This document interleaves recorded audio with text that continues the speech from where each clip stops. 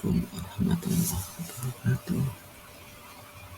Oke teman-teman, ketemu aku dengan channel MPC 10 atau 10. Nah, pada kesempatan kali ini saya akan tutorial tentang bagaimana sih cara mengetik angka agar supaya bisa muncul di MS Word. Ini sebagai contoh langsung saja, ini Englishnya buat alat dulu. Ini coba saya ketik 9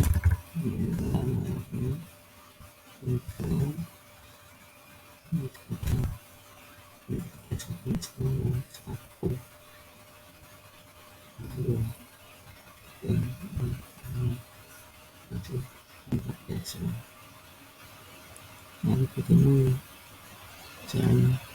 Oke, langsung saja bagi kesini profile, klik option, klik agar, dan scroll ke bawah. Ya, misalnya ada manual, ini masih sistem dipakai konteks sini dan klik OK.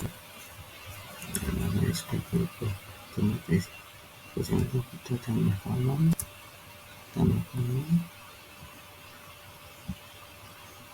juga kita sudah angka 6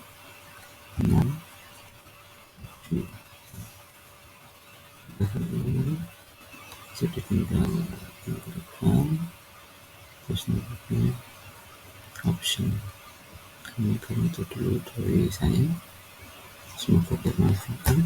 Assalamualaikum warahmatullahi wabarakatuh.